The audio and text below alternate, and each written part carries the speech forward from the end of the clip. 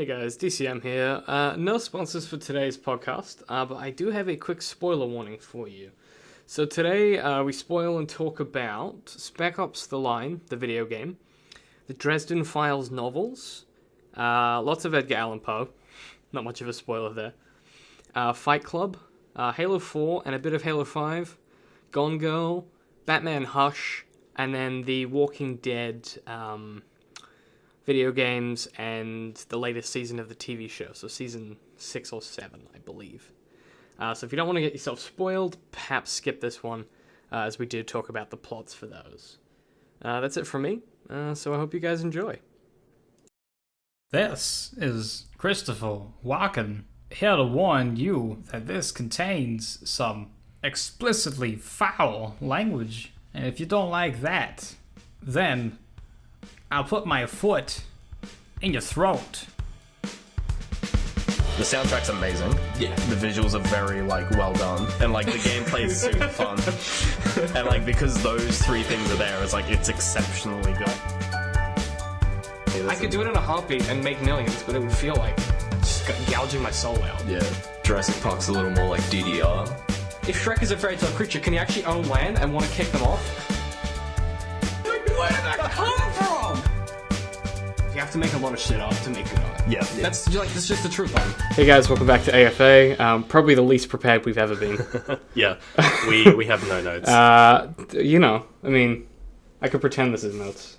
We have an envelope with crossed off to-do list I items. had a book in my bag that I was going to write stuff down in, but I sort of just thought I don't even about have a pen on me. This is, hang on.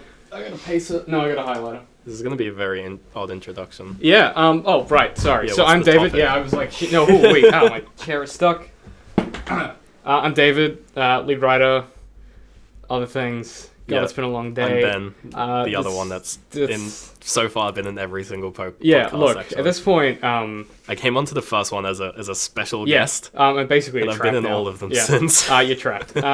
So, updates since last time. Obviously, this is AFA Art for Artists. Sound Studio started coming together. I've only installed, half of the panels. I didn't even hang them straight yet. They're just on the walls. They're fun to play with. Yeah, they're really nice to touch.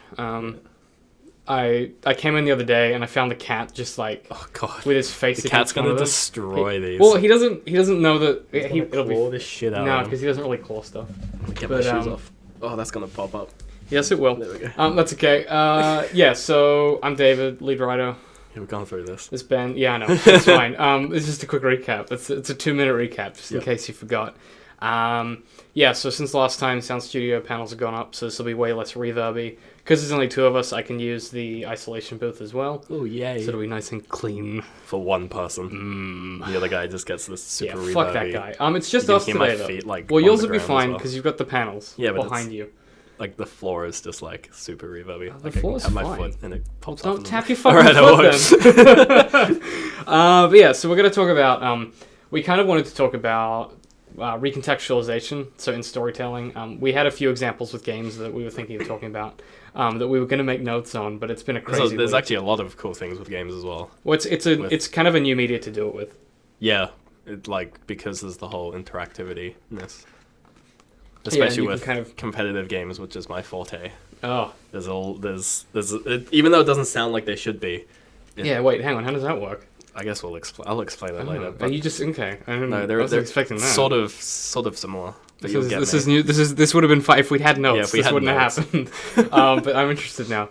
But yeah, so we're gonna kind of talk about that in storytelling. I have a few examples from some really good novels and some other stuff, I have other 2 content. games Um, that they use it well in. I can think of 2, and then I can think of there's the obvious. yeah. I can think of a few really good comics as well, and the way that they do it. Yeah. A few good TV shows as well. But I guess we'll start with, I'll kind of define for you what we're talking about. So the way that we usually talk about it is we go, oh, that was a great rug pull moment. Yeah. And in an Australian accent, that sounds like there's no syllable in the middle. Rug pull. So I got a rug pull. Rug So pull. rug, Rug as rug, in a carpet. like your carpet, tapestry, Pull as in and then pull as yank. in... remove. Oh, wait, what did you say as in... Yank. Oh, yank. Yanking It's a very violent way to put it. Yeah. But yeah, so the rug pull moments.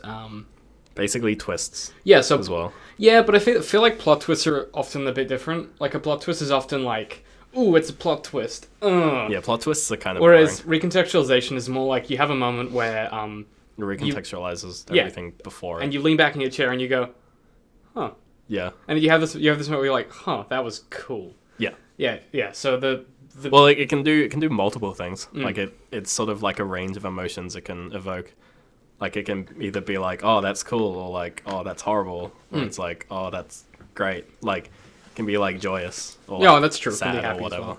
Well, yeah, because it's basically like a reconceptualization of a literary device. Yeah. So a good example of like where it comes from, its origins sort of started with Edgar Allan Poe. He was the one that kind of first came up with this idea that you First could have. came up with a lot of things. Yeah, dude was pretty innovative. That or he stole a lot. We're not really sure. Yeah. He probably wrote most of it. I don't know. He Yeah, seems crazy. Probably. But he first kind of had this idea that you could tell a story, and what you could do is, if you were clever enough, you could tell a whole short story, and then at the end, through one sentence, you could change the entire meaning. Yeah. And he did this a few times, and sort of that was one of his something he was really good at in his Gothic literature. Basically, Fight Club. That's a great example. I That's- didn't even think of that. Seriously? I thought really? Really? No, That's like the first thing I Yeah, thought of was Fight Club. yeah. It's the best example because the Oh, whole I movie thought- plays through with these two characters, and you're like, okay, and then the ending when they say, yeah, they're the same Yeah. person, you're like, oh, Yeah, but okay. also, why did shooting himself in the cheek fix it? I just don't. The book does a better job. Yeah, I know. I'm just saying. Doesn't he actually just die in the book? Spoiler. What? Doesn't he just kill himself in the book? Yeah. Yeah. But Whereas it doesn't in the make sense in a movie, he's film. 'Cause fine. that's a bit violent for a Hollywood film. Yeah, for the, what, For that 90s? time. Yeah, what, 99, right? Yeah, it's like Wait. pre-Matrix. Yeah, it would have been pre-Matrix, Yeah. actually. So it would have been before all the cool stuff Before the happened. edgy CGI Yeah. started, yeah. And then before all the edgy, not CGI started. Yeah, so there's like the period of like 2000 to 2003 where CGI was Oh, horrible. Yeah. Yep. I'm sorry, do you mean the last Star Wars film where they were like... I mean, it's not in that period, but I'm just saying the last Star Wars film where they were like, No, I think the last let's one's put alright. Ewoks in costumes and then let's make some of them CGI when we run out of people in believable costumes. Well, yeah, well... Wait, Ewoks, Ewoks are like the little those dudes. little shitty things. They're like the shitty Not Wookiees. not the Wookiees. Yeah, because the Wookiees are actually just duplicated of like 5 guys. Yeah, but like what's weird is that in Revenge of the Sith, they go to the Wookiee planet and Yoda hangs out with 2 Wookiees. Yoda's CGI and the Wookiees are CGI and the planet's CGI. The whole thing's CGI. So I'm like, Whole film is did they CGI. film Any of it? any? Like, I don't. Yeah. Like if they motion tracked it, they would have filmed. I guess just, they like, must have. green suits. Yeah, but then how do you motion track Yoda flipping around? I don't know. That's not motion track. Yeah, that's well, just animated. Yeah. So I was like, that's a really weird Turns into thing. a Pixar film. That's a weird conceptualization of like, yeah, George Lucas. He's like, Yeah. we're gonna do a scene. There's gonna be no actors in it. Wasn't like- that what? Well, that's what animation is. Anyway, no. Get back to the point. Fight Club. Oh shit, that wasn't even. I Recontextualization. was thinking of Spec Ops. Yeah, well, Spec Ops is like one of the Well, newest sort of. Because for me, biggest that's like the big games. gaming one. Yeah. But I'll let you talk about that because you've got a much better grasp of why that was amazing. Yeah, and we it's will. interesting. I want to say now. I'll do a thing before this. I'll record this afterwards, and I'll give a spoiler warning for anything we talk about. Okay. So you can spoil anything you want. Like in this world, I'm gonna spoil. Well, I'll do it Just do it post-mortem post? so Okay. that Yeah. we don't It might be accidentally. a lot. It'll be a lot, but yeah, I'll do one at the start, and you can always skip if Yep. So everyone at home has already heard that. So you've already heard that, and you're not. You probably know this. Yeah. So yeah, I'll do that. So don't worry about spoiling anything. But Fight Club is a great example. So you have 2 characters, and they turn out to be one person yeah. with a split personality. Film didn't make a lot of sense in some areas, but the book does a much better job. Yeah, well, the film was like super. Like, I think it had to be. It's really hard to who conceptualize. directed the film? Oh, Like some. I'll look it up. There's a laptop in front of me. I didn't Yeah, think of this because I like it. It watched it. The film is like a bad Kubrick film. Well, it feels like if like you gave like a 3rd-year arts student the ability to direct Memento. If like Kubrick and like. I didn't take into account the Spielberg Wi-Fi had a speed. baby. that baby would make Fight Club. Okay, The actually, sort of surrealist, but still like you're probably not wrong. Actually, that's a good. it's still that's like very easy to yeah. consume. It's easy to watch. Actually, everything easy to Spielberg consume. does is easy to watch. Yeah, exactly. Like it's not like rough, but like there are some rough parts of Fight Club, but then they just like gloss over it with like a layer of like thin, dark humor. It was 99. Director was David Fincher. Let's see what else he's done. And the novel was by Chuck. Yeah, Palahniuk. Chuck, that one. Chuck, doesn't he have the same last name as the current Premier of Queensland? No. No, It's not similar. Palaszczuk. It's Palaszczuk or something. His is like Palahniuk or something. Something Polish. So he did Seven, Oh god, 7 was bad. which is Morgan Freeman and Brad Pitt, not a great film. Yeah. He did Gone Girl, actually. Gone Girl. Yeah, it's Ben Affleck. That's a really great film, actually. He did that- The Social Network. Yeah, that's how I know Interestingly. his name. Yeah, there you go. So he was I was like, David. yeah, so Fincher. he was Jesse Eisenberg. He was the Spider-Man movie. Well, he wasn't physically Jesse Eisenberg. I shouldn't say that. Gone Girl was Ben Affleck. This guy's wife disappears, and there's like this media thing around it, and they're So trying to the one work out where who it's did it. Like, and it's like the A person. It's like all the Um, notes that are left behind, or is that something else completely? I think that's something else I completely. feel like that's some. I don't know what you're talking about. I see things on Tumblr, Oh, okay. and I like. It might be Gone Girl. It's been a while I since I don't watched know. it. I don't think it is. It came out Ben last year. I Affleck saw it when wasn't it in came out. It's been a while. But that was actually another good example of maybe David Fincher just does plot twisty films, but he did. Gone Girl was a big twist at the end, and you end up hating yourself. Oh, joy. Yeah, That's always like fun. I Yeah. remember walking out of that film, and I was like, "Wow, I hate everything that just happened." About it was everything was great. I hate myself for making the judgments I make, because the Oh, way that they okay, do yeah. it is basically every time you meet a character, you immediately are like, "Oh, I dislike them," or "I like them," based on the kind of Yeah. person you are, and then as it develops, you start to change your opinions, and you get to the end, and you're like, "Everything I thought was incorrect. I'm such a cunt." Oh yeah. And I was like, "Wow, That's sneaky. I hate myself." So he does that kind of a film where you recontextualize. Yes, of course he did Fight And Club. I guess Social Network. Social Network was just a mockumentary with Oh, it was pretty fun. Spider-Man. It was a fun film. I thought that was a good film. Yeah, well, I'm not saying it was bad. Mockumentaries in the sense it was a documentary. No, that I know. isn't I was just really just correct. saying it's a nice film. Yeah. I know what mockumentary is. For those who haven't taken any my kind of God. a drama class ever, what's a mockumentary? I know you're about to explain it. but just tell Mockumentary us. is like, well, there's different types. There's like documentaries. Well, there's things that are filmed like a documentary that aren't true at all. So like, Pure Ownage is a mockumentary. What? Pure Ownage. It's a web show about Okay. a pro gamer. He, but it's I like just got the completely fucking. fake. I just got the look. Yeah. You guys didn't see that, but Ben Really? just gave me the look. Are you fucking kidding me? Look, I don't know. I what- don't know another example. Oh, like Borat is a mockumentary. So like Office or something. No. Oh, yeah, no, yeah, Office is a mockumentary. Yeah. But then there's like mockumentaries which are like they tell a true story but they tell it like dramatically, quote unquote, which is like Social Network. So they like dramatize the fuck out of it so it's a good story Oh, rather so it's a than decent being film. correct. Trying to think. Which is what most history films are like. So, Oh, yeah. American Snipers, Like a Troy. mockumentary. Yeah. But they're not really like Social Network's not really filmed like a documentary. Well, it's a Is the film. thing. So it's because it's okay. So mockumentaries may be more about the style Yeah. of the filming. But like I call Social Network a mockumentary because it's like it's Well, I would call it historically accurate. Well, I would in call it a giant film because it's a flotation. departure enough of what actually happens. Like, What?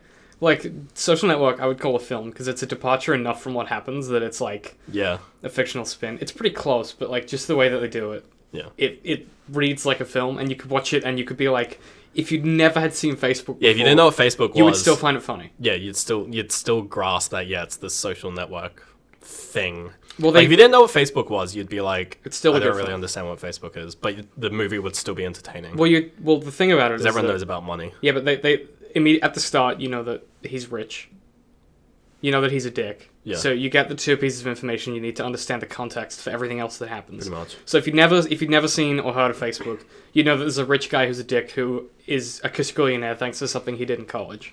Yeah. You would still enjoy the film because it's Yeah, a good pretty film. much. Whereas like I feel like a mockumentary, a lot of the time you have to understand the thing that they're making fun of to enjoy it to its full extent. Yeah, I suppose. Unless Which it's is- like Borat, which is just stupidly funny on itself. Yeah. Which I would call that parody though, right? Yeah. Because it's so silly. Well, what's it a parody of? I don't know. It's a parody of. I guess the country. documentaries. I don't know. No. Is it It's a not a parody parody of? of Is it a country. parody of mockumentaries? I don't know. I don't know. I feel like Borat's different because what's his name? The guy who Sacha Baron Cohen. Yeah. That was Baron I Cohen. pulled that out of my ass. That was like that's a 50-50 One of those coin flip on words. that one. Yeah, his like I feel like the films he does, like those ones where it's like Borat and LEG and the other one, the German one where he's naked for a lot of it. Where he's playing like the Bulgarian like fucking Oh, is that forget the Inglourious name. Bastards? No. No? What? It's a German No, film. it's like No, no. it's basically Borat, but he's the name escapes me. Anyway, everyone will know what I'm talking Okay, I'll about. look up. What am I looking at? Bulgarian Borat? No, German Borat. Yeah, you'd probably pop up if you put in German Borat. I was like, Bulgarian? That's not even close to what you just said. Yeah, well, I don't know. Anyway, no. Okay. So like, he does like character parodies where he plays a character. Yeah. Anyway, Different thing entirely. Yeah. But, yeah, so mockumentary is definitely, like, has the potential to... Why are we even talking about mockumentaries? I don't know. I was gonna say know. let's go back to rug pulls. They're more Fuck. interesting. I have no idea. If someone could... Yeah, like, what just... We're really what bad without notes. No, it's just bad because it's Friday night. Yeah, no, so, Fight Club, great example of... Yeah. That's why we're talking about mockumentaries. Fight Club, great example Club. of something that recontextualizes really well. Yeah. A lot of detective comics, so if it's like your Batman or like Constantine, even Daredevil do it sometimes, where like you'll have an entire run of comics and you'll think that the bad guy is one person, Yeah. and then at the end it's like, yeah, it was this other guy, and then they'll have like a few panels where they go back through and show how it was the other guy. Oh yeah. Well, they do that. Yeah, they do that in like Fight Club Mm. as well. Again. Yeah, so similar kind of thing. You often have to have you have that, so we call that a refrain. Yeah. So that's the refrain in the story where, it's sometimes there's another word for it. So which is a poetry term, which is a volta, VOLTA. Yeah. And so a volta is when you have a thematic turn. So a good example is like in Shakespeare's some of his most famous sonnets. He kind of invented the volta in his version of a sonnet. But you know the one where he's like talking about the one where he's like when you walk upon the ground, the earth shakes. What? If you fuck, I know Oh what my I'm God. talking about. No. Google foo. I'm so tired. It's like it's the one where he makes fun of. You probably don't know it, but basically he has a famous love sonnet where he's basically like, my girlfriend isn't even that hot. Like when she walks on the earth, she doesn't tread lightly. She steps really fucking heavily. Yeah, shall I compare thee to a summer's day? No, that's not it. Fucking goddamn it, Google. Shit. It's failing you right now. Yeah, man. It's like, what, if I type in breasts are done, that'll help. No, because it's a... I know it's not what it's called, funny. but yeah. Well, it's a funny... Shakespeare's funny. It's a funny fucking poem. He's Shakespeare's basically just like... nothing but dick jokes. He basically is like, look, your tits aren't great, your face is not that great, you kind of tread heavily, your breath smells, but still like you. And Yeah. the but is the volta, so it's that twist at the end where Oh, it's okay, like, yeah. all of these things, but I still wouldn't have anyone else. And you're Yeah, like, that's I kind of get that. nice, but you're a bit of a dick It's still before a then. dick. Yeah. So that's a volta or a refrain. Yeah. So in Fight Club, the refrain is that series of scenes where you get the recontextualization. You're like, oh my god, Tyler Durden is The narrator. Hulk or Edward Norton, whatever Edward you want to think of him Yeah, as. it's weird because like for the longest time, like the first time I watched Fight Club, I knew like all my friends would be like, yeah, like Edward Norton's character is Tyler Durden or like whatever, like because he doesn't have a character, he's just the narrator. Yeah. Like for the longest time, I'd just be like, yeah, it's just Edward Norton, like that's the He's character. playing himself. And then when I would like see his name in other films, I'd be like, isn't Edward Norton that guy from Fight Club? isn't And he yeah, a he's the guy character? from Fight Club. And I'm like, yeah, but isn't it like the character from No, Fight no, Club? no, It's no. like, no, That's, it's just the actor. They refer to him as Jack in the script Yeah. for sanity's sake. Yeah. I think just because the writing narrator. stage directions of the narrator, you would end up Yeah, it's like gouging obnoxious. your eyes You're like, out. but the narrator is someone else. Yeah, but I mean, Fight Club was cool because the concept there is that everyone is the narrator. So, like, there's... What? Okay, so the reason the Fight Club is so interesting is basically, like, it's a commentary on... Well, first of all, a commentary on capitalism, obviously. Well, yeah, that's blatantly obvious. But it's also a... So It's like Marxism... It's baby's first commentary on capitalism. Yeah, so Pretty like, much. it's basically a bad commentary on capitalism, which is a commentary on people that are commenting on capitalism, God. kind of thing. That's so meta. Where it's like, yeah, well, it's like this is what happens if capitalism goes too far, but this is fucking ridiculous. Yeah. So it's never gonna happen. So Yeah. calm the fuck down. It's like how hatred is like a commentary on how like shitty games still, like a shitty game that like looks arty, people will still play because it goes against the system. Because it's an independent game. Yeah, and it does what it wants. It isn't afraid of anybody. It's a free agent. But yeah, so that's kind of that turning point. So that's what we'll think about when we're talking about this stuff. But yeah, so there's obviously a few really great examples in literature that are really famous that you don't think of as being them. Because a lot of the time now, you just kind of know the twist because it's like just inherent knowledge. Yeah, it's just like, like the Fight Club twist is... It's just, it's public domain. Like when it's like when there's two characters who are the same person, it's just like, that's like the Fight Club thing. Yeah, which is actually not true because... Because obviously it would have...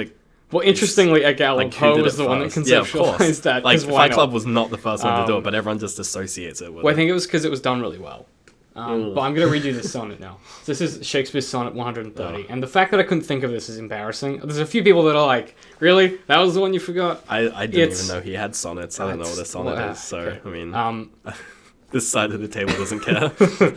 Okay. So, my mistress's eyes are nothing like the sun. Coral is far more red than her lips red. If snow be white, why then her breasts are dun? Whoa! If hairs... Hold on, Shakespeare. You can't go around asking why people are white.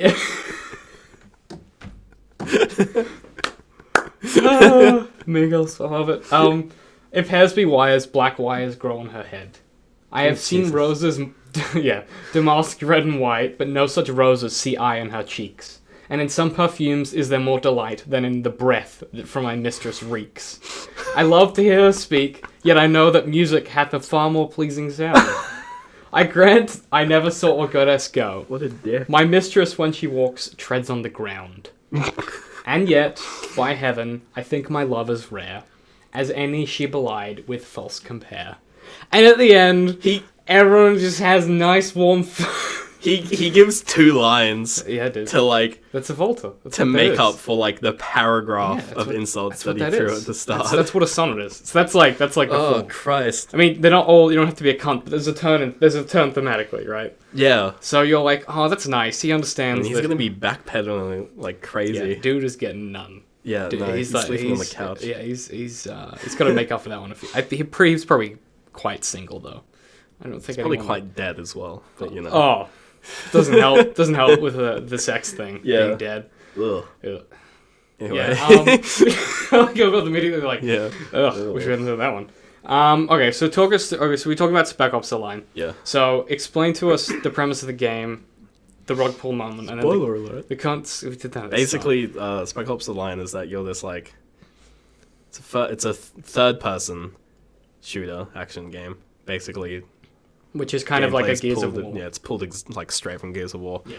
And you're in Dubai, like post postmodern Dubai, which is like sort of like it's still like semi-futuristic, but it gets hit by sandstorms, which like completely fucking knock out all the power and anything. And you're going in after like another like squadron of like American soldiers, like they lost contact. So you're basically going in to save them. Yeah. So do you know what happened to them? Yeah, you find out. No, I mean like going into it, or they just... No, it's just like... Like, your main character is just like, with your 2 squad mates, it's just like, we have to go in and save the Americans and get out. That's the mission. And then, like, you start. And the whole game, for like the first 2 hours, plays super cut and dry, just like boring as fuck. It's literally a carbon copy of like every modern shooter. Yeah. like modern military shooter, and it's in Dubai and you're shooting Arabs and it's racist, and so it goes like that for a while. And then there's a few rug pull moments, but like there's a few big ones as well. So like it's probably the first moment is when you find the American troops, but then you realize they're actually not good people, quote unquote, but they're actually taking people hostage, like people who lived in Dubai. And so your characters are like, oh, we have to save these people. So the game's interesting because it plays a lot with player choice. So in video games, player choice is like this big one thing that differentiates it from other mediums. Big time. Is that you can choose, how to play the game. And like most games sort of try to be like, oh, you can do whatever you want. They fail. Yeah, because it's really it's hard to do. Yeah, it's a really sort of empty promise to be like, you can do whatever you want. So most games sort of try to just do the whole, Like, you can be good or you can be bad. But some Like, games player really choice. hit the nail on the head. Some games like contextualize it well, to where you can sort of gamify it, like put it into a system. Yeah. So, but Spec Ops is like your main character makes pretty much all the decisions because he's the squad leader, and so he goes, we have to stop these American soldiers from like kidnapping essentially all the civilians. So then the game shifts, and you're actually spending like probably the middle part of the whole game. You actually stop shooting black people and you start shooting American soldiers. Like they As an American distinctively soldier. identify, like they're not just like, oh, these are friendlies and we're some random Western nation that we don't like. No, the game very much specifies that these American soldiers, even in the menu screen, the menu screen for the game is like a torn up upside down American flag with like this really harsh metal version of the of the American national anthem. Like that's the menu not screen. notice So that. so when you go into the game, you're like, what the fuck? I think actually that menu screen's only the one you get when you finish the game. When you go back to the menu for the first time, Okay. that's the one. I think the first time when you boot the game, it's just like some generic Spec Ops bullshit. Anyway, so like that plays out for a little bit, and probably the biggest. So the game continues with these themes of like, oh, we don't have a choice. Like we never had a choice to do anything other than our mission, and like throughout the game, there'll be like points where it's just like, do you want to do this or do that? And like no matter what you do, the same thing happens. Like it'll be like, do you want to like there's one instance where there's two people hanging up like from a pole, like bound and whatever, and one of the like over like a loudspeaker or a your like walkie-talkie with the main antagonist is that he says the guy on the right like stole water, but then the guy on the left shot the guy on the right's family who stole the water, so they're both in trouble. So he's just like, you have to choose who we punish. And so Which is it's a pretty classic kind of noir trope. and so if you shoot one, the other, I'm pretty sure they just shoot the other one anyway.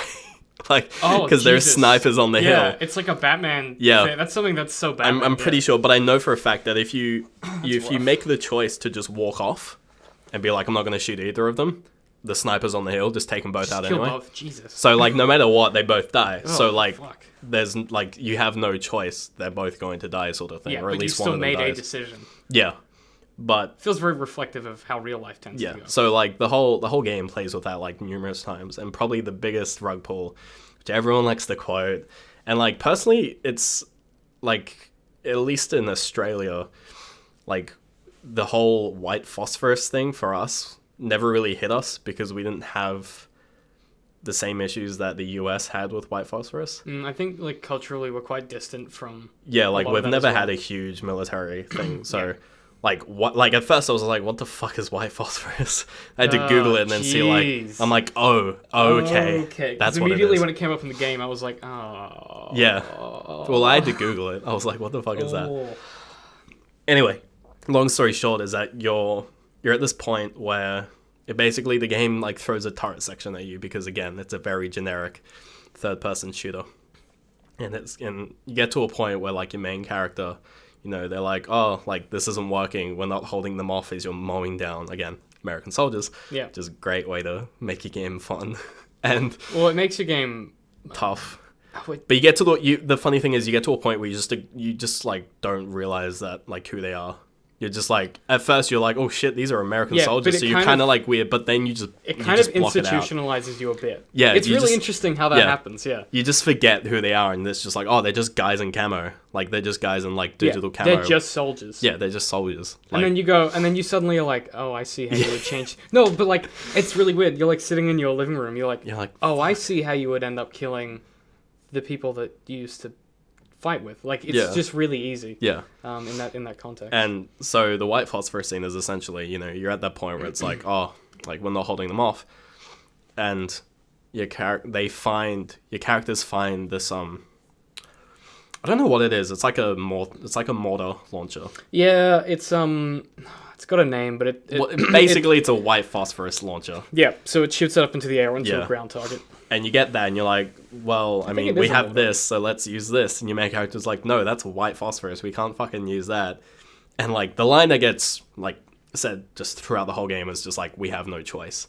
Again, which is pretty much talking directly to the character, saying we actually don't have a choice. And then the game like physically throws you into a white phosphorus scene because literally you don't have a choice as a player. Yeah.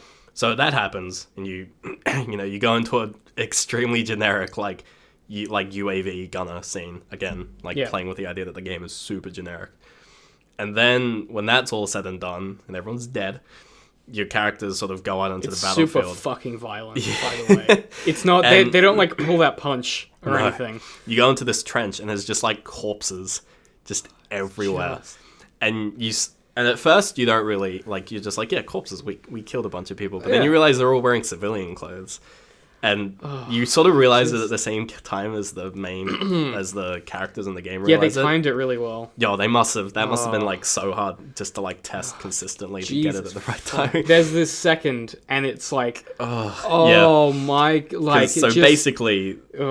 the captives or the civilians that they were holding were held in this trench, like just behind the point where you were like dropping phosphorus, which you don't see at the time. Which you don't see because it's like covered by trenches. You basically just burnt them all alive. You killed all the people that you were trying to save. The imagery is horrible. It's really violent. Because this is like one of the times in the game where it's just like, I wish this wasn't on good graphics. Yeah, I mean but I mean the really interesting thing about it is that they took all of the tropes they could and they used them to do something worthwhile. Well, yeah, no, it's... Could you imagine if, like, every Call of Duty had that much thought put into it? Well, Call of Duty tried... Like, it's basically their version of the No Russian level from Modern Warfare 2. That's where you kill people That's where you kill all the civilians in the airport. And that one was, like... That felt like they pulled their punch a bit, though. Yeah, because, like, that one, it's sort of a weird... Like, I think when that first came out, I was, like... My opinion of it was, like... It doesn't need to be in the game.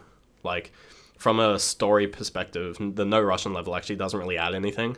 Oh, yeah, you don't... Like, you go through the whole level, and then at the end, you get found out as being a spy, and then he shoots you. It's just like, that, you could have shown that anyway. The bad guy's still a bad guy. You didn't, like, sympathize with him for shooting a bunch of civilians. And it's... Yeah, it doesn't add much. They sort of just like, they were like, yeah, we're able to shoot a bunch of civilians because of story reason. You're like, yeah, but still. I mean, I see why they did it. They were like, hey, this is a thing that you can do now. But then they did it in like every single game following. Like, did they?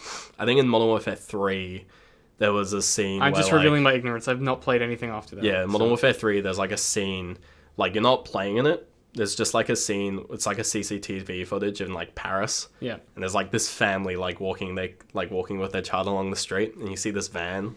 It's like a white van, like, parked. Oh, dear. And then, like, a few seconds later, it just, like, blows up. Ooh. And, like, the fucking family's on, like, fire, and you're like, what the fuck? Wow, okay. So they basically kill the kid on screen. Oh, okay. So you're like that was, like... TV doesn't even do that. Yeah, well, like, that was, like, super tame compared to, like, No Russian, because there was no sort of interactivity. Oh, okay. But, like... You didn't pull the trigger. That one pulled the same sort of, like... shock and horror as like the first one did, but it doesn't feel like it's that significant. Well, yeah, because they just at least in the second one in Modern Warfare 3 there was no player interaction, so it's just like watching a really gruesome cutscene, which is like, okay. Yeah, like, I mean that's content like that out there. But then like the Modern Warfare 2, no, it was Modern Warfare 1. No, it was Modern Warfare 2. Modern Warfare 1 was good. Modern Warfare 2 is the one. Modern Warfare 1 wasn't that good. Modern Warfare 1. Everyone remembers that way too fondly. Have you played that recently? Yeah, dude. COD 4 is literally the best Call of Duty. No. Yes, it is. No. It has the best single player. No. Best multiplayer. No. Dude, yes, it does. No. I'm not arguing this now. Okay. We can have a whole podcast about that at some point. But, yeah, sorry, continue. But, like, Spec Ops The Line, it was sort of more interesting because... Like, it wasn't just, like, this weird thing that you could have pulled out and, like, nothing would have changed. Like, it really did have an effect. Because from that point on is really when, like, that's, like, a shift. That was when, like, the game shifted tone, like, heavily. Like, from then point on, your character is, like, your main character is, like, super delusional. And just, like, pretty much ordering his soldiers to, like, his squad mates to death. And, like, he has, like, weird delusions. And even shit, like, in loading screens... You'll have like flashbacks. Yeah. So like the really loading screen will be like the loading screen was just like whatever, and then like every now and then after the white phosphorus scene, the loading screen will like the image will be replaced with the image of Yeah, wife which phosphorus is scene, a really which interesting- really, It's it's just like, oh, sweet Christ. And If you want to see it, go onto YouTube and just type in Spec Ops: The Line Let's Play. And the way that goofy, stupid people that play video games for fun, like, Yeah. go watch an idiot YouTube channel Yeah. that has 2 million views or and something. it'll be like, they'll just be like, it's funny, and you'll be like, no, it's not. and there's this, and there'll be this penny drop moment where they go from like, oh, this is fun, we're This is shooting fun. people, to like, Oh, yeah. and they just can't say They're anything. just like, yeah, I don't think I can. They're like, this isn't content that I know Yeah. how to deal with. So Well, that's who it's for, really. Like, there are a lot of moments in that game where they do sneaky stuff like that. Like, probably one of the coolest moments is, and like, I don't know if everyone gets this, but there's this scene. So there's like these Juggernaut characters, which are like these characters wearing huge, like, bomb diffusal armor. They got like LMGs, and it's they're just super like tanky. your tank Yeah. enemy. And in one scene, this like Juggernaut bursts out from this wall, like behind this brick wall in like typical fucking video game fashion. But he's actually one of your squad mates, because like the voices of your squad mate, who pretty sure he's died at that point. So and it's like him. So it's him wearing like big armor. You can like hear his voice, and he's like screaming at you, and you're like that scared the shit out of me. Yeah. But I died. Like, I just died to it because I just wasn't prepared to panicked, take on. yeah. Yeah, and then, like, I don't know if you can beat him or not. Like, if you know he's coming, if you kill him, I don't know, like, what happens. But, so I died, and then the game, like, restarts and loading screen. Next time I got up to the Juggernaut point, just a regular Juggernaut came through. Oh, fuck that. Like, not the delusional one. Like, oh, man. and I was like, So you just... I was like, you what? Like, did I like, imagine did I that? imagine Oh, that? that's Did that so actually well happen? done. That's genius. And like even today, I'll be like, did that actually happen? Because it That's- happens once. That's so interesting. And if you like, I don't know what happens if you just kill the Juggernaut. It might not if happen just every time continues you play the normally. game either. Yeah, or like Um, I literally don't know. That's a fucking PT moment right there. Yeah, and Actually, so that kind of a moment is so hard to do in other media. yeah, because you can't, because you can't change a movie every time you watch it unless you're George Lucas and you make fucking changes to who shoots first every. But like watching the same movie over. Like, unless they, like, hide details that you won't, like, notice the first time, it's hard to just make very obvious changes Yeah. in, like, a film. But, like, in games, It's really easy. you can do that. Because you can play with you player go back failure. And you do it again. Yeah, and especially with, like, a player losing. Think of, like, there's a game that I played recently. Obviously Dark Souls is a great example of something which takes player failure and makes it a mechanic. Oh, yeah. But I was playing something relatively recently where dying made it into a completely different game. I've forgotten what it is. Well, there's sort of a similar example with The Flock. What's that? It's this, like, horror game which came out, like, a week ago. And the idea of it is that there's... Oh, God, I'm really burpy. The developers programmed this mechanic where there's, like, a population number. Mm-hmm. And every time you die in the game, that population number decreases. And when the population number hits 0, literally no one in the world can play it. Like, the game just stops working. Wait, The what? game... So, there's a global What? population... So, What? the game's multiplayer. That's Yeah. online. Do you pay money for it? Yeah. What? Yeah. What? It's like a $20 game on Steam. Fuck off. So you can only play it for a certain amount of time before everyone's dead. Yeah. And What? then when How do you everyone get more dies enough people? time... Ha- You can't. There's What? just a really high cap. It's That's- like something like 30 million or no, something. but still, it's going to run out eventually. It will. Is that and then the legal? game- Can you do that? I don't know. Like, I don't the feel like that's legality of it legal. is interesting because, like, well, it's like illegal. food. Like, food is consumable What? How is it like food? because you buy food and then you eat it and then you have no more food. Yeah, but food isn't under creative license for your country for copyright. Like, Actually, yeah, you don't Australians buy, could probably get you don't get buy refunds through the. Yeah, you don't buy software rights to food that lets you use it for an unlimited amount of time while that's... Oh, actually, it's while that software is available. I guess you could technically retract it, but you would have to give your money back. Well, I don't know what's But- going to happen. but- Like, no one knows what's going to happen when it hits 0. The developers say, yeah, the game's going to stop, but, like, they could quite I mean, easily... arguably, they could just... They could pull a rug pull. They could do a rug pull, do something that people You know what would don't be really expect. cool is if when it hit 0, you then played the game and the world, it was just deserted. It was a single-player campaign of going through That like would an be really cool. apocalyptic world. Because it's a multiplayer, like, cat and mouse game. Get a sense so of that, it's we're like, going to make that game. where, like... What's like- the gameplay? oh, it's boring apparently. Like the game itself is apparently not very good, Oh, which is unfortunate. oh shit. It's basically just like a generic multiplayer horror Such sort a of good thing. idea. Yeah, it's interesting. I feel like that kind of thing. I mean, There's- it there's does play potential with for the that. medium. I mean- It's like having a movie that can only be watched by like a certain number of people, like Yeah. before automatically turning itself off somehow. Yeah, well, there's media like that. Well, it's kind of like going to a concert. You can Yeah. watch a recording of it, but it's never quite the same experience. Yeah, but like the flock will literally never be the same. Yeah, I mean, it's Unless you watch like Let's Plays, I guess. But then it's not the same. yeah, I it's mean, not like playing a game. that's really interesting, actually. Yeah, the flock's really odd. I think what I'd really like to see, and I've probably talked about this before, but like, and this is one of the things that we have for the Hendrix series eventually. I'm not going to spoil it too much, but we have a turning point where they go from being one type of novel to something else completely. Oh, that's fun. So you get like, I think we have like 10 of him as the personal investigator, that storyline, and Yeah. then there's this refrain, and it's totally different stylistically and thematically. Same characters, some of the same settings, but totally different. And when we were talking about that idea and trying to work out how we do that with the delivery content system that we have, one of the things that I thought about, I think it was, I want to say The Force Unleashed 2, my least favorite video game of all time. One of the worst games I've ever played. I'll bring this up at least once a podcast so Yeah. I can just remind, fuck that studio. Yeah. It was such a good game that was 4 hours long. I mean, Portal 1 was 3 hours. Yeah, but the gameplay in the Star Wars game, you're like, oh, this is really fun. Now it's over. Whereas Portal, you're like, this is really fun and challenging. Wow, what a rewarding experience. Yeah. Hey, Portal, I hope they make a second because one. Portal 1 is like a 2-hour tutorial for a half-hour game. Where the 2 hours, yeah, I the feel 2-hour like- tutorial is when you're in the testing facility, can and then work the really half, well. then like the 45-minute like escape sequence. I suppose Portal 2, the whole thing's an escape, though.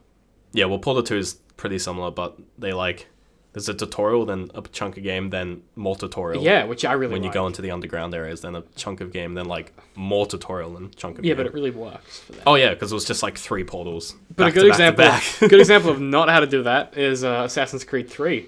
Or any Assassin's Creed, pretty much. Actually, I would argue that point on AC4 and Unity, but AC3, literally 3/4 of the game is tutorial, and then you finally put on the assassin outfit, and you're like, God, this took me like 10 hours. And same with And then there's like this much game after that. the Really disappointing. Shadow of Mordor, which is like mostly tutorial, Yeah, and then but like after you're tutorial done, about you're like, the, oh, this is really cool, but like the cool there's system. no reason to do it anymore because Yeah. I finished the story. Yeah, Yeah, it was kind of weird. like I wish the whole system was just open at the start, so I could just tinker. But Yeah, like it's the challenge modes are an interesting. I don't know if you spent much time with them. No, I find them a gave bit up tedious. after a while. Yeah, they're a bit tedious, but like they had such a good idea and they just didn't. They couldn't like take the idea to where it needed to go. yeah, They were like, this is a great idea. Let's make the game, but they didn't really like. It didn't go anywhere. But the Force Unleashed 2, they ruined it in the trailer, but there's a big twist in the game itself where and they ruined it in the trailer. That's like biggest mistake. Oh, That was like it that was shits like me to tears. that was like the Cloud Atlas trailer, like the first one. That was like the Star Wars trailer that came out today. It's 10 seconds. It ruined a big fucking plot point in the Oh film. really? I haven't seen it. Don't. Don't. I was like, it's everywhere. And I was like, oh, a 10-second trailer. Was it like the what's her name? The girl? No. Like the main character? No.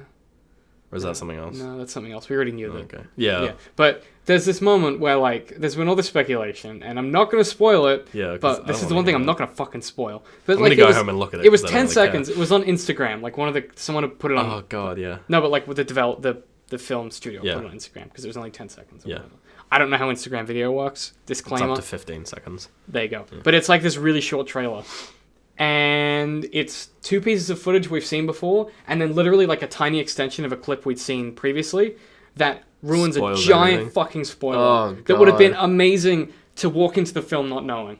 Oh, And they just great.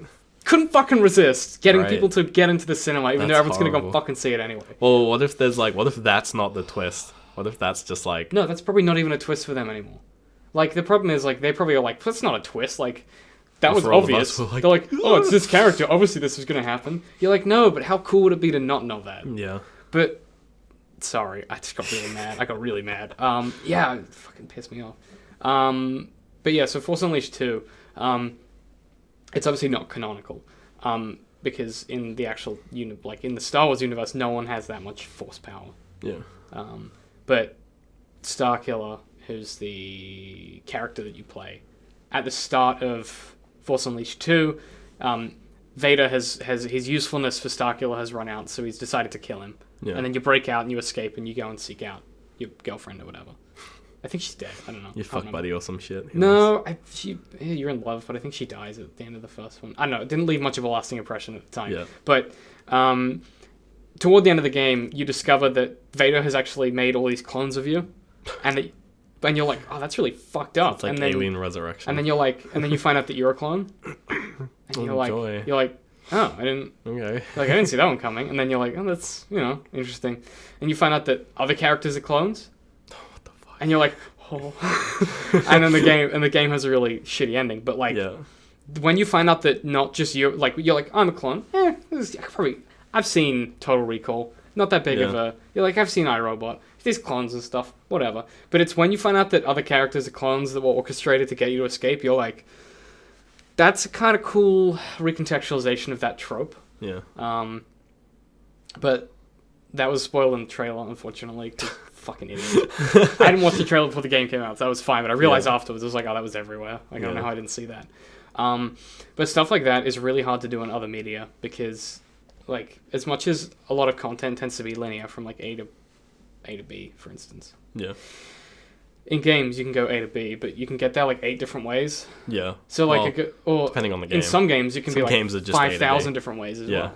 So like a good example, a game I'd love to see, and I've talked about this at length, is I'd love a company to pitch a game as being like, you're this character, you're in like a city or a civilization, and you go about your life or whatever, and you do all these tasks, and it's like a procedural experience, kind of like the Stanley Parable, but like you actually live someone's life.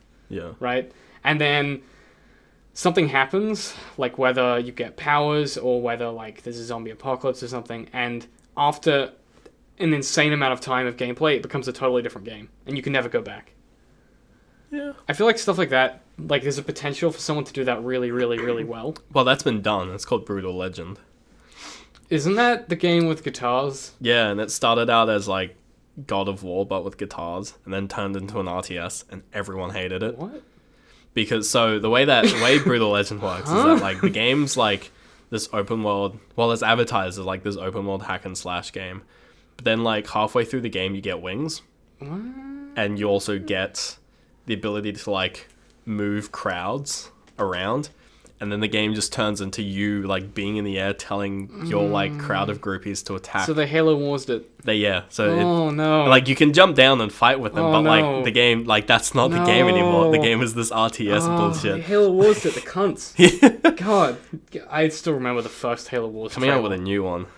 Oh, they'll probably do a better job. Like, it wasn't a good RTS. You can't do RTSs on consoles, just full stop. No, it's never been done successfully. It was the trailer for that was like, everyone was like, oh my god, we're getting a Halo game in the past. This is like one of the best fights of all of the Halo universes. This is one of the coolest fights, like the Battle of Harvest. Like, oh my god, and then it's a fucking RTS. Yeah. And it's like, I hate Bungie, I hate. Fucking RTS. And then Halo 4 saved them. Well, then Halo 3 was, but yeah. Subsequently, they've done a better job, but... Oh, yeah.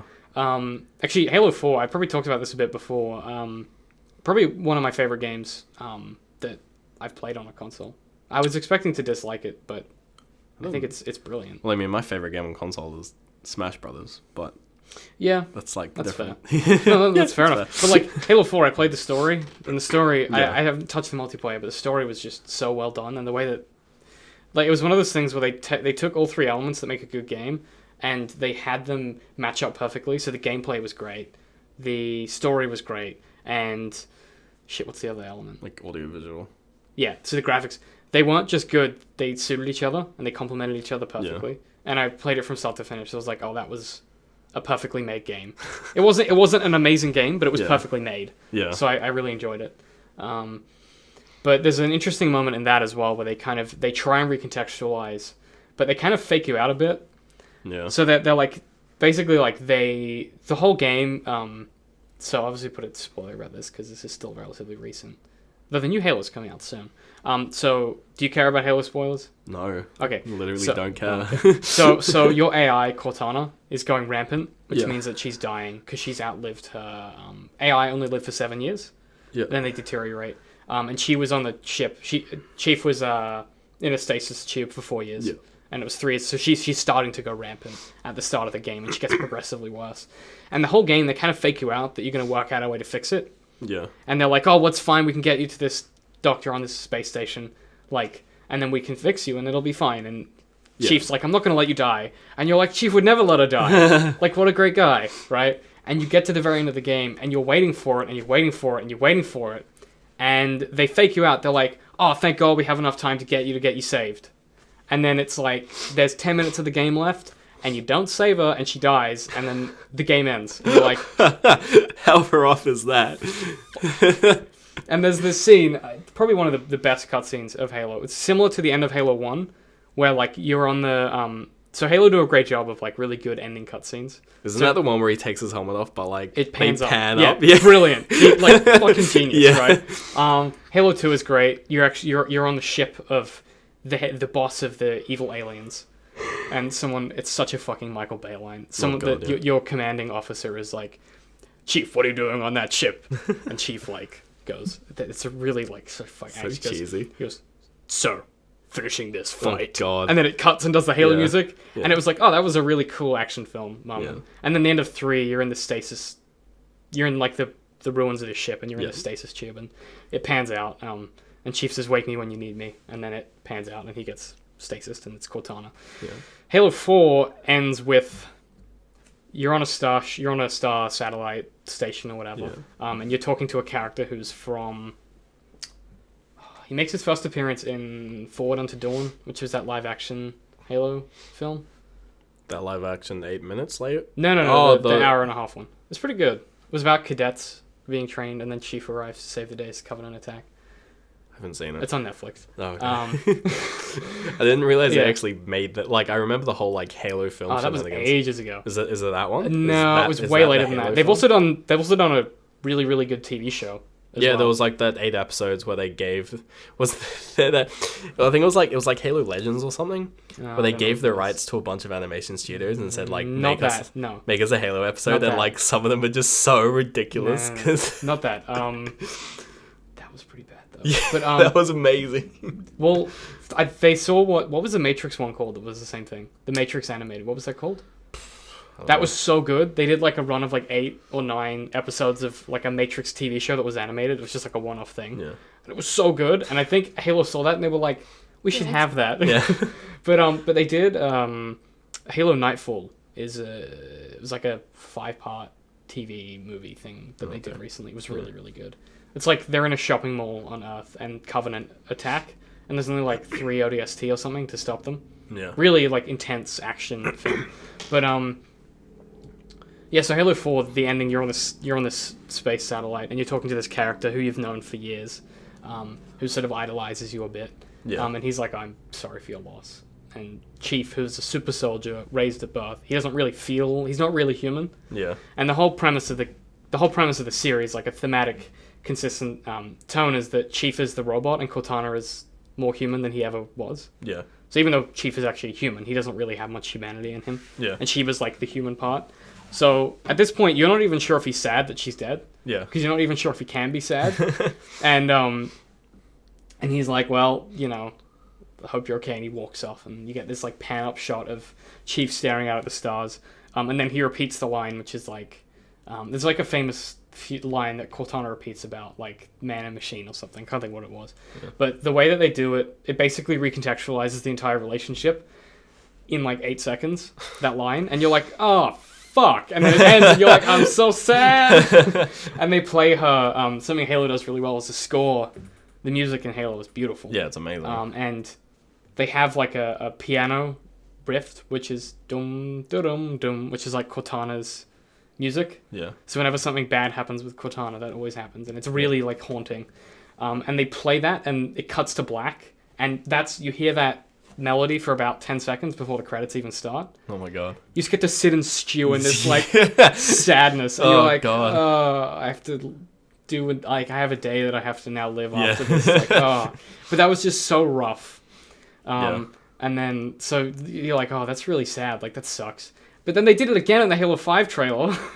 Well, like, you get this great trailer. This is probably spoilers for Halo 5 as well, if you haven't seen the trailers. But they have this trailer that's like, oh, action, fighting, 2 main characters, Chief and his old squad back together, yeah! And then they do this, like, fade cut into this cave, and you hear, like, Cortana's echoed voice say Chief, and then they cut to black and play the rift, and you're like, fuck! Oh, damn it! And then, it's just like, gosh, they really fuck with you and use that recontextualization. Yeah. And they've got it to this point, I don't know how 343 have done it, but they took all of the really good stuff that Bungie did, story-wise, and were like, oh, we know how we can recontextualize this, and keep making you feel things with it. So it's like a repeating literary device for them now. Yeah. Which is really cool, because a lot of people can only kind of do it once. Yeah. So you get like one big twist, but once you know it, it's like the Star Wars thing. It's like, Anakin Skywalker is Darth Vader. It's like, yeah, but that's a one-time twist. That was only a twist if you're alive when the film came out. Pretty much. And that's, whatever. For us, it was never a twist, because you just kind of, I don't know, you somehow grew up knowing that. Yeah. It's like knowing how to open a zip file. You just do. No one was ever like, David, this is how you open a zip file. But like, it's just something that I've gained through my years of life. Same thing. So producing recontextualization that can't be spoiled by someone just telling you it is really, really compelling. Yeah. Like, I think that's the point where it goes from being, oh, that's a kind of a cool plot twist, to being like, oh, wow, that's just the rug is gone. Yeah. And that's sort of like more having a recontextualization through not narrative devices, but like other things like music or visuals or game mechanics. Yeah. Or even sometimes it's something as simple as like in the Matrix, when you work out that the bad human is Smith has come into his body. Yeah. You work that out through the music, because they play Smith's music when he gets up. Oh, and you're like, oh, fuck. Like you have that one where you're like, crap. But you can't say to someone, well, when he's that person, you'll feel this thing, because you'll realize because of the music. It's a thing that you have to experience to kind of understand, which is pretty cool. I think stuff like that, if you can strive to do that in whatever it is you're creating, if that's something that you want to do, it can often take what is a good idea and make it into something really, really spectacular. Yeah. It's really hard to do well. Yeah. The other thing is that if you feel like it's not working well, just like get a bunch of people that don't necessarily know your stuff too well and talk them through it and be like, if you were watching this or experiencing this or playing this and this happened and changed it to this, what would you think of it?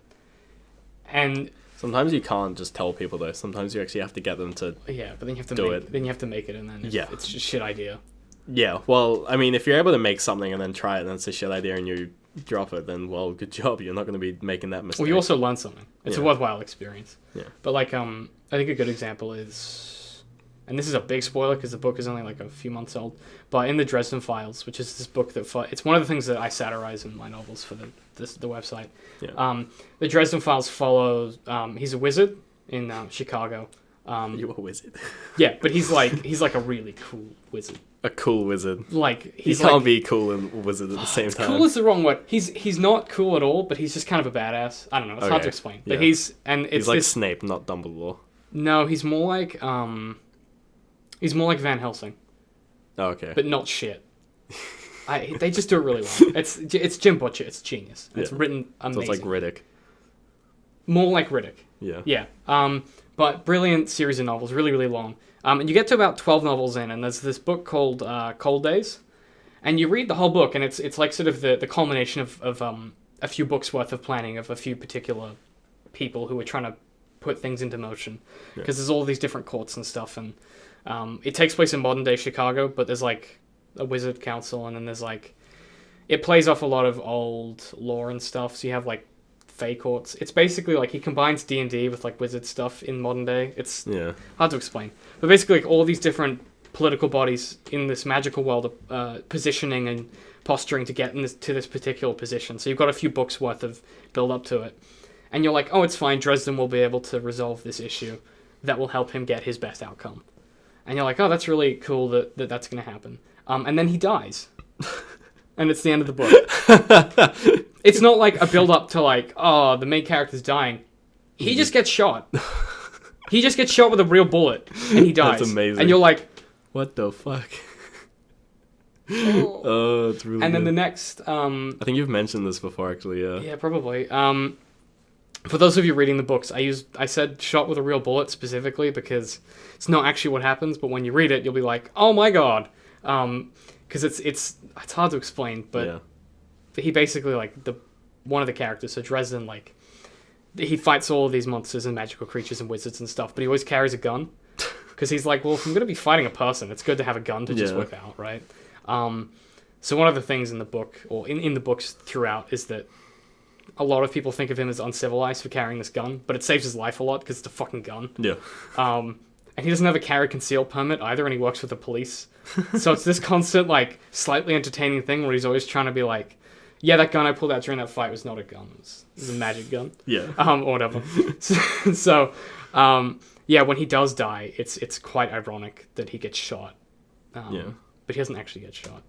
Those people who are reading all know what I mean when you He get gets there. shot, but not really. It's not really, yeah. But he's dead. And then the next book, you're like, it's fine. They'll bring him back. There's another book. He doesn't get revived in the next book. It's just about the other characters. Oh, okay. I don't know what happens. New book isn't even out yet. I don't know if he's coming back or not. It's called the Dresden Files. I hope he is. You know. So they did a really interesting thing where it was like 12 novels. It'd be like if they killed Harry Potter and then there was like 5 books after it. Just everyone And else. you'd be like, I don't give a shit about Ron. Like, No one gives a shit about Ron. fucking gingers. Yeah, so I think like something like that, if you can nail it, and it's not always about producing a wealth of stuff beforehand that you can then just crush. Yeah. So Halo did that, or like Halo 4 did that, where they had this like wealth of things that happen, and then they just crush it in their tiny palm. Yeah. And they're like, "Fuck you, people that love this character." It's you know, it doesn't always have to be like the Dresden Files. We have 12 books, and you can crush it. You can do it really well. It just without that kind of time put into it, but you have to really carefully consider it and go and like spend, if you want to do something like this, spend like a day Googling different like recontextualization of rug pull moments. Yeah. And just read as much as you can. Well, like probably like the fastest sort of like build up and crush moment in at least any games is probably season 1 Walking Dead episode 2. What's that moment? So that's when you meet either Claire or Ben, Mm-hmm. the people you save from the like the news agency when you're in the city. Mm-hmm. And you can either just like save either one of them. Yeah. And it's like if you save Ben, he becomes like your best friend. Yeah. And you're all buddies and everything. And if you save Claire, she becomes like a love interest. I think her name's Claire. Yeah, It's like which is Chloe or what I something. did. Yeah. Yeah, I everyone think- does I that. think, It was yeah. like 70% of people did that. Yeah. And she becomes like a love interest. And then like at the end of that episode, no matter what happens, they die. Yeah. Like it's unavoidable. I remember that. And it's like the fastest build up and crush moment just yeah. ever. And like you have Because they all build these- it up so fast. We have all these moments. You're like, oh, this is really great. We have Because intimacy. especially if because I did the Claire option, because everyone does the Claire option. Yeah. She knows who you are, like in terms of being a murderer, Okay. because she's a reporter. Mm. So like she's the only one who knows who you are, man. and you're like don't tell anyone. She's like, all right. She's like, my secret. So then you your have like secret you is have safe with immediate me. artificial So intimacy. Yeah, Yeah. you have like an immediate connection with her because you kind of have to be nice to her, Yeah. but she's also like the only female in the whole thing. Well, she's the only one you meet that's not married, basically. Yeah, pretty much. Or- So it's like that immediate thing, or a but then zombie. they just kill her, and you're like, what the fuck? God, they do that in The Walking Dead a lot. Oh yeah, they will just be like, here's a character. Actually, they do some Here's shit. here's the character gone. No, you know what? They do some shit in the current TV show. So season 7 is what they're on now. So Yeah. they're just about to start season. I think they either just finished season 6 or they just started season 7. I can't think of which way. Well, they just finished a season. I don't know if it was 6 or 7. But it's a season where like not a lot of people die. Oh, that's nice. So it was like really nice. Yeah. Yeah. It's like, oh, this is nice. But then like all of these things happen. So I don't want to spoil it too much because obviously they'll be at the Yeah. start. But like, actually, do you care? Nah, not really. Yeah. I forget anyway. Yeah, I probably so will. basically, like, they find a place where they can live that's safe. No, that's Oh. that's never. Yeah. That's So they never find a this thing. place that's safe, and the people there aren't insane. And they have this community with these With wolves. people that are, I was gonna say, Yeah, the they have cannibals. they have this community, and it seems to be relatively good. But there's always there's like a few people that aren't quite. So it's quite a big community. It's in these walls, and there's Oh, one. is that the community that you find at the end of season 2, Walking Dead, if you go with Kenny? I didn't go with Kenny. You didn't go with Kenny. You went with Crazy Bitch. We talked about this before. You're a fucking idiot. We talked about this before. You find a Ben doesn't agree with my decision. Kenny was like the best character. No, he And was she was mad. this- He gone crazy by No, he hadn't. he gone crazy. No, he hadn't. Well, he's dead Dude, now. She so was crazy. Good. He's good. actually he's Good. No, he's not canonically She's dead. a survivor. She's a Fuck you. psycho bitch. She's not. No, fuck her.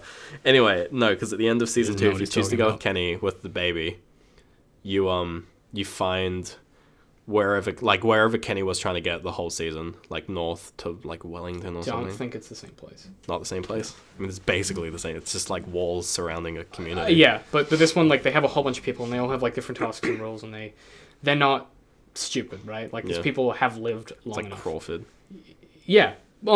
just Yeah. without the tyrannical reign. Yeah. Well, kind of. It's different though, because it's a much better system, and there's 2 people in I hope charge. so. And so they have a system, and like you go through the season, and like you get to see them try and adjust to living with people again. Yeah. And like Rick is just he cannot adjust. Like because like they have rules like you can't carry guns inside the fence unless you're a guard Yeah. or inside the wall. Sorry. But like Rick doesn't trust them, so he like smuggles weapons and he Yeah. does all this stuff. Like you can still carry blades and stuff. But they make Rick the sheriff because he used to be a policeman and he also knows how to deal with stuff. Yeah. So like these people have just lived in these walls and they've done their best to avoid the outside, and they have the source of food and they have solar power and stuff, and they have all this stuff.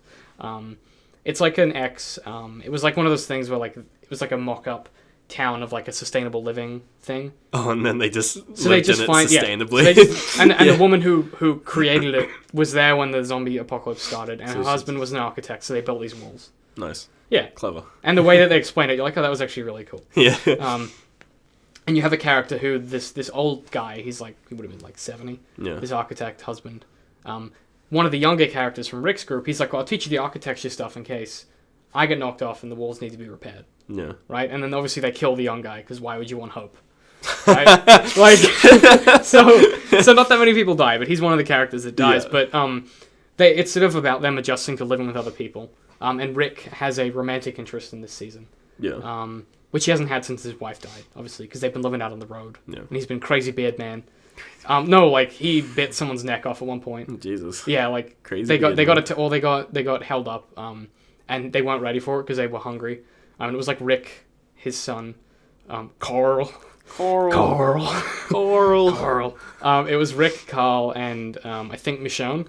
Yeah. And they got caught unawares or something, and they had Rick in handcuffs, and he just bit this dude's neck, like just bit this dude's windpipe out, Jesus. and like beat the shit out of him, and then strangled the other guy to death. Cool. And I was like, like it was one of those things where Walking Dead went from like Walking Dead to like fuck, it's Walking Dead again, like you know. Yeah. But so it's all about them readjusting, and like Michonne is the first one to like readjust pretty well. Yeah. So she's like, well, I wasn't in. She was like, I've always been pretty antisocial, so this is fine. But they have to do stuff like go to dinner parties, Well, and like Rick is like, I don't know how to do that anymore. yeah. But he has this romantic interest that he sort of flirts with. But she's actually married to a guy who turns out you start to learn through the season that he's been beating her. Of course. Well, Rick, being a detective, works it out Yeah. because he works out that the kid is misbehaving because something's going on at home, Yeah. and he's interested in this girl, and she's interested in him, obviously, because she doesn't like the husband who hits her. Go figure. Don't say. Yeah. And so it sort of transpires that they have this kind of romantic thing.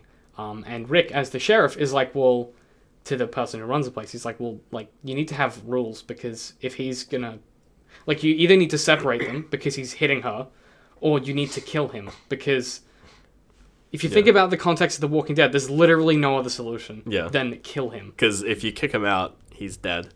Yes. So you might as well just kill him. So, and he's it's one like, extra we're zombie not you putting him have in to deal prison, because then it's just a dude in prison who's not contributing. with. Yeah. So Rick's like, we need to kill him. Otherwise, you're saying this is okay. And she's like, no. Like, we're not going to kill people. We don't kill people. Like, that's barbaric and uncivilized. So Rick eventually forces this guy to attack him. And Rick whips out this pistol that he's had stowed away and shoots the guy. And what does he do? Yeah, I think he kills him. I can't remember. There's a confrontation. Maybe he doesn't kill him. I can't remember. But there's a confrontation, and basically Rick is like, the whole community is there, and he's like in the street. He's just beat the shit out of this dude, covered in blood. like yelling at the person who owns this place, and then it cuts to the end of the episode because you know The Walking Dead's like, Yeah. and everyone thinks that Rick is crazy, Yeah. right? And then you sort of get this recontextualization, and because of their You're like, oh chaos, yeah, Rick's still crazy. yeah, they're like, oh yeah, Rick is still an insane person that has helped them survive through his Yeah. insanity, right? So then, like, the rest of the season transpires, and they eventually begin to trust Rick a little more, like a tiny bit. Tiny bit. And Michonne realizes that as much as they're safe, they still have to be the people they were to survive. Yeah. So she'd hung up her sword, and she picks it up again. And yeah, these kind of moments where it's like symbolic of them finding a nice balance. But at the very end, they've got like this council where they're trying to decide whether to throw Rick out or not. So like everyone's there, and Rick hasn't turned up, and everyone's like, why the fuck hasn't Rick turned up to defend himself? And it's because someone's carelessness had left the gate open, and so he's fighting off zombies, killing zombies or whatever. Yeah. And a zombie is approaching this council, but they're all busy, and Oh, Rick God. comes in and saves them at the last second. And you're like, oh, that's great! Like everyone's a friend with Rick Yeah. again. This is wonderful. They're all And gonna then keep- another character appears, grabs Michonne's sword, and I think it's the husband. I can't remember who dies and who doesn't in one order, but someone grabs Michonne's sword and wants to be like, we have to throw Rick out. Like, this is unacceptable. I'm pretty sure it's the husband.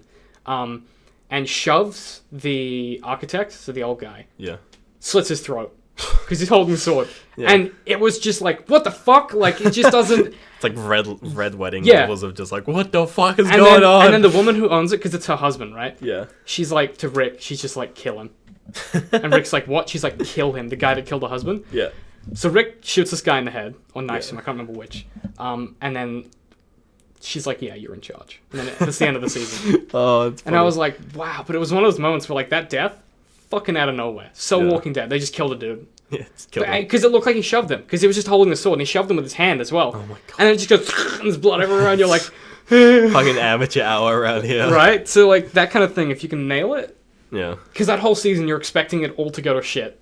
Yeah. But, like, it kind of does, and it kind of doesn't. Yeah. Like, it's, yeah, so getting that balance is hard. But yeah, so go look it up. Go do as much research as you can if you're going to put something like this in your content. Yeah. In your content. Good resources. Stephen King has a blog that he keeps where he writes about this kind of thing. So he writes about writing.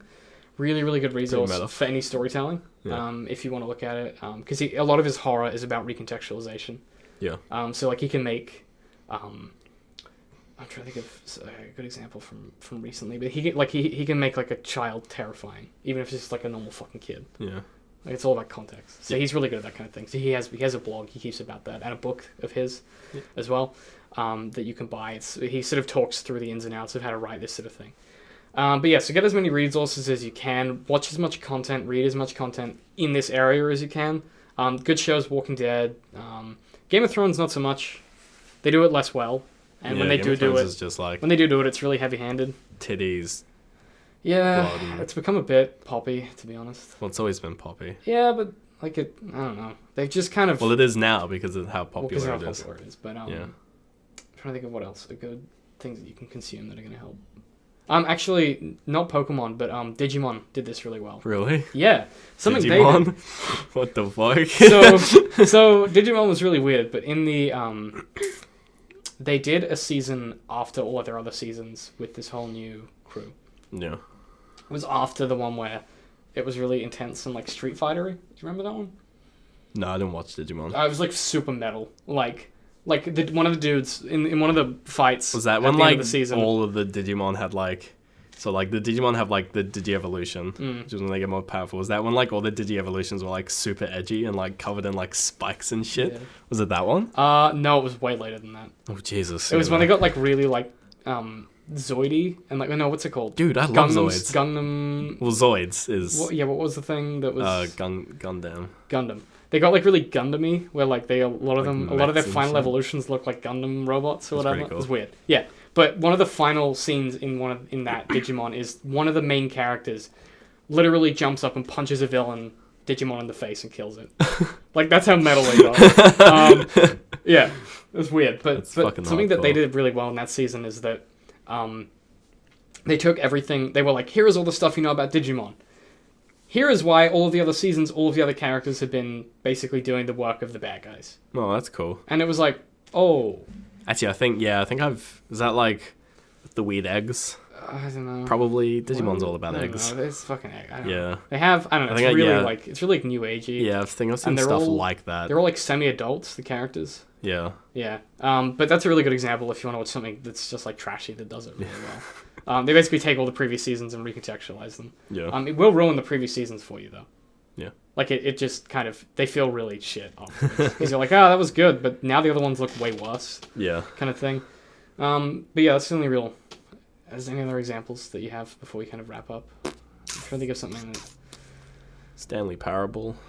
Yeah, but I mean that's Like I don't know multiple recontextualizations. I don't know if of that multiple counts as different much things. because that's the premise, Well, right? Do you want to explain what it is? Stanley Parable is like, well, there's the original one, which is more focused on a single idea of like player choice versus like narrative. Versus artificial narrative choice. Yeah, so it's like you have a narrator which like tells you to do something to like unveil the story about mind control, which is ironic because Yeah, right. you've been told to do things this whole Yeah. game and you've just blindly done them. And you don't actually have And to. if you ignore the if you like ignore the narrator's instructions, it just goes on this insane tangent where like the narrator gets really depressed and like Yeah. it's just like, oh, why don't you want to hear my It's story? a totally different game. Yeah, and like the newer one, there's just so many different tangents. Like you go into like, there's like one which parodises like indie games, where it's just like it's like a baby in a fire, and there's a button, and like the baby slowly walks towards the fire, and when you hit the button, it resets the position of the baby, and like that's the game, like that's it. Oh man. And the narrator is just like, this game represents the child's like ever increasing like like responsibilities as he goes into adult life. Can you let the baby walk into the fire? Yeah, like you have to. So the only way to continue is to let the baby go Oh, into that's the amazing. fire, because the button just resets the position of the baby, and Yeah. you can just do that until infinitely. you were like, It's so fucking dumb. yeah. And then like there's parts where it's just like, we've done some focus testing and we've decided to make some additions, and it restarts the game. And you're like, you go into, and then you're in like an office area. You go into like the lobby, and there's this giant like global leaderboard screen, and it's like global leaderboard of the fastest Stanley Parable times, and you're like, what the fuck? Yeah. I like Like it. that game just parodies games, Yeah. but that there was- are like a few of them are really sort of like they play with your expectations of it. Well, yeah, that's what it's about subverting that expectation. Yeah. Oh, that's where the humor comes from. Yeah, like there's parts where like you will be playing and then like you'll go through a door and then suddenly you're in Minecraft. Yeah. Like they rebuilt Minecraft, Yeah, and then yeah. it's just like you're in Minecraft. You're like, what the For fuck? like literally a single game. Yeah, and then like It's you great. go through another door and you're on Portal. Yeah. And you're like, what is going on? God damn it. It's just so weird. Yeah, I think that's probably quite a singular example of how to do it really well. But the whole, Yeah. I think the problem with that is, as an example, is that the premise of that game is that it's Oh yeah, recontextualization. So tough to use as an example, but really good to look at. The way that they do it is really, it's executed really well. Yeah. If you don't want to Hotline buy Miami, it, sorry. Hotline Miami Yeah. is a good, especially the second one. Second one does a very sneaky job of sort of I didn't play the recontextualization. second one yet. Well, the second one, because you're actually, I'm not going to spoil it. You can. It's fine. I'll Oh forget. well, I- it's pretty early on. It's I the will idea forget. that like, especially the first scene. Wait, we've is- talked about this in a previous podcast. Yeah, we did. Where it's I've already actually a forgotten. movie. I've Yeah. already forgotten. Well, Oh, well, you you're the play through actor, this yeah. scene, Yeah. and then at the end, there's like a director. He's like, cut, and you're like, what? And it turns out it was just a movie. Yeah. But then, like throughout the whole game, you don't know what's a movie and Yeah. what's actually Yeah, happening. yeah. That's right. Because it's the same game essentially. So you'd be like, is this part of the movie or is this? Am I actually killing people? I'm actually killing Yeah. people. Yeah, But either that's- way, you're still killing which is people. really cool. It's just in a movie or not. Yeah. But then it sort of that tells- also like ties into your expectations of what's okay in a film and in real life. Yeah.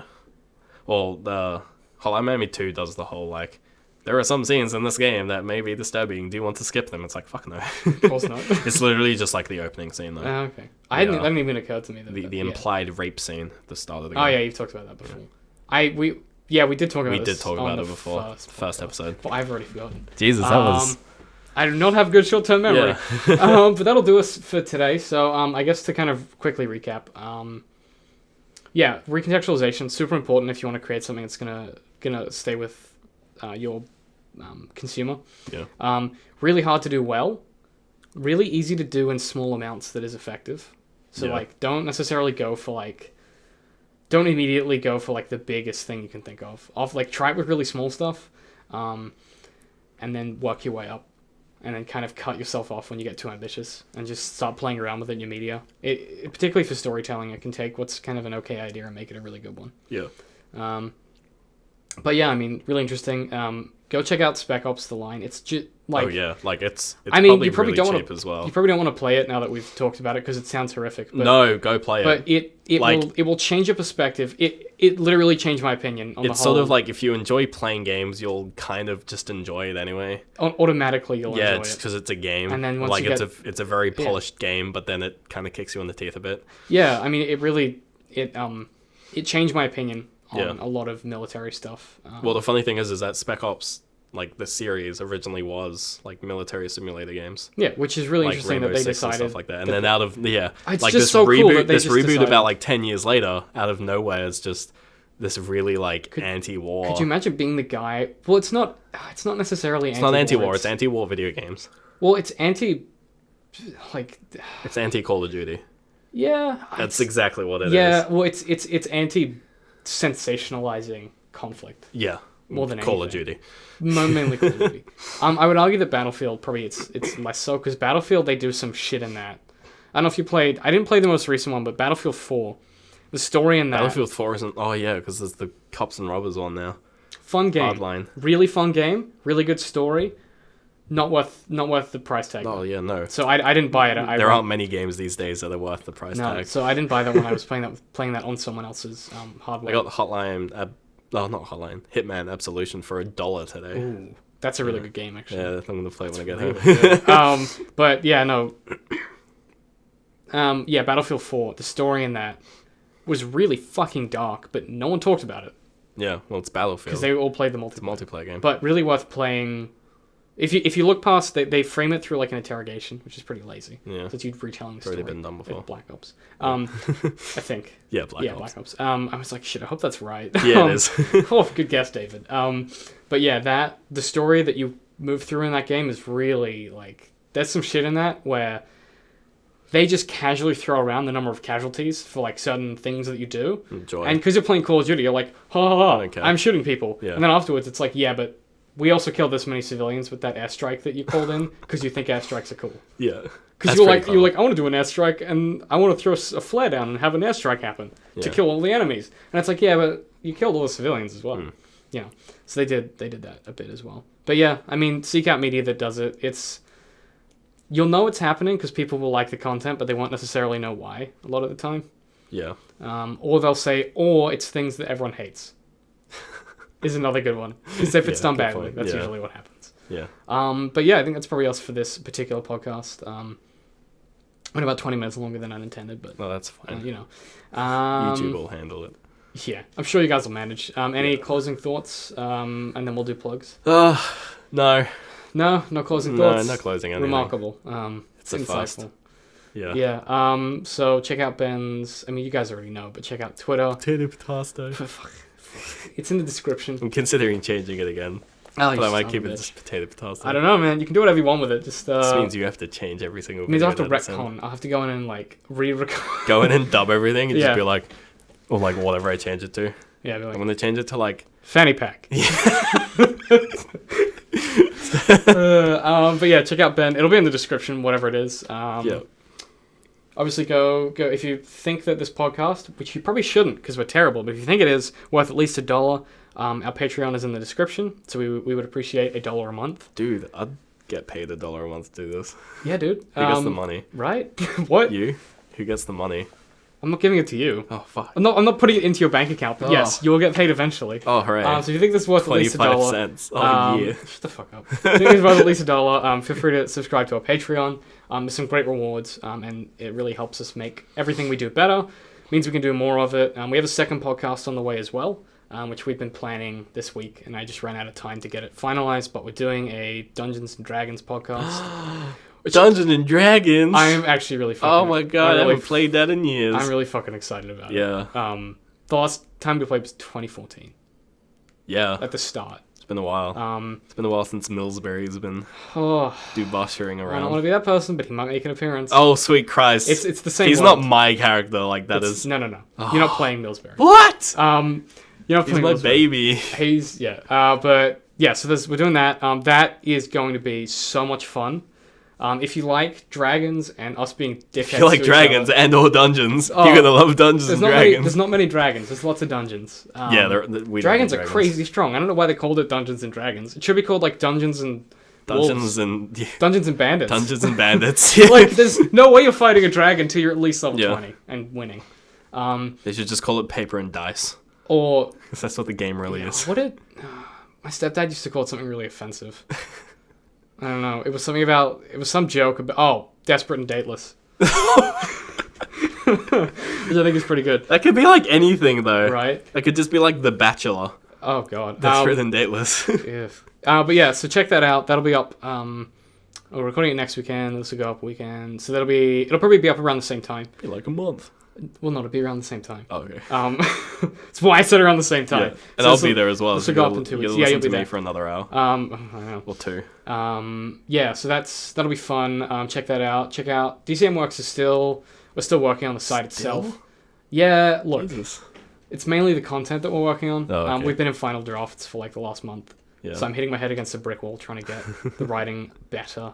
And my editor is just like, you need to keep working on it. So we're getting there. Hopefully the editor isn't listening to this. No, he's fine with it. He's like, yeah, I know that you're shit. That's Oh. why you paid me to edit this. So yeah, that'll be up soon. And you can check us out wherever you watch this. Feel free to do the rating. Give us the like-a-reno. Yeah, it's Thumbs on up, 5 the stars. YouTubes. Bots out of bots. The RSS feed will go up tomorrow, so you can grab it on your Who iTunes, the fuck uses RSS? Podbean, Really? any podcast service. Fuck me. So yeah, we use Podbean, so you can grab it directly through there or through your iTunes or your whatever I use podcast delivery Pocket service. Casts. You can just plug our feed into that and it'll Cool. show up. So you can listen to us on your phone. I can just keep listening to Welcome to Night Vale. Like Yeah, I or you have can been listen for to the Welcome past to Night weeks. Vale or Tofop or Fofop. The or, fuck are half of those? Tofop and Fofop are a show that Will Anderson does. Oh, okay. It's so funny. It's just him and a bunch of dudes ragging on That's pretty cool. the world and talking about Batman a lot. They talk Oh. a lot about Batman for a comedy show. What do we talk a lot about? Batman. Shrek. Shrek. Yeah. So yeah, we're gonna end it before we ramble too much because we have another one that we have to do after this. So Yeah. check us out. Keep talking. Potato Potasco. I'm sorry. We'll Yeah. see you guys next time. Thanks for listening. The soundtrack's amazing. Bye. Yeah, the visuals are very like well done, and like the gameplay is super fun. And like because those 3 things are there, it's exceptionally good. I could do it in a heartbeat and make millions, but it would feel like just gouging my soul out. Yeah, Jurassic Park's a little more like DDR. If Shrek is a fairy tale creature, can he actually own land and want to kick them off? Where did that come from? You have to make a lot of shit up to make good art. Yeah. That's just the truth of it.